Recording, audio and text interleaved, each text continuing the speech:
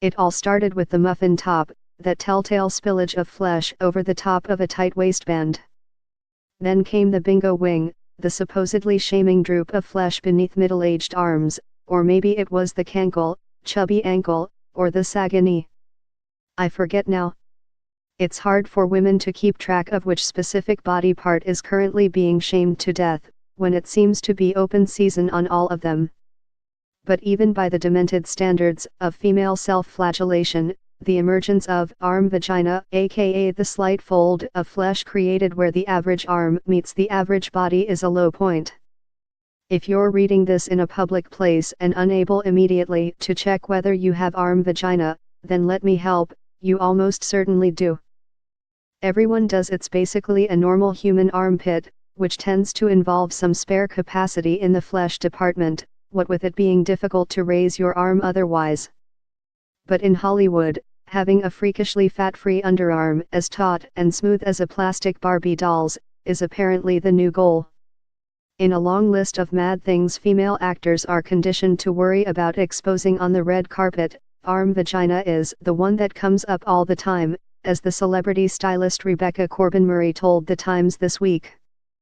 Merely having ABS that could crack walnuts and a face betraying no sign of human aging isn't good enough anymore, presumably on the grounds that nothing is ever good enough for women making a living in the public eye, and consequently for self-conscious teenagers striving to copy them. Spend hours in the gym diligently removing all possible vestiges of flesh beneath your arms and the snipers would only move on to something else, although God knows there isn't much left to pick on. Eyebrow pudge? Overweight elbows?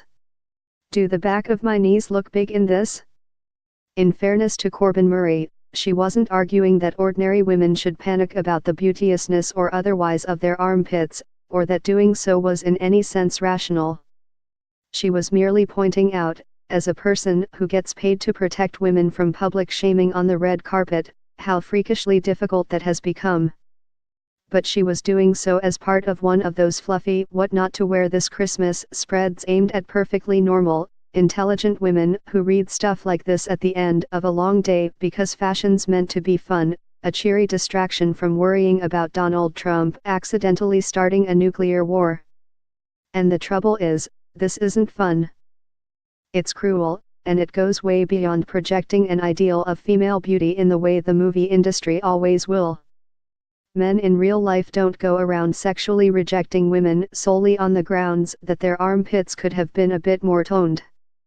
No sane person ever chose a film to watch on this basis. All moral qualms aside, there's not even an obvious commercial imperative to making actors feel quite this paranoid.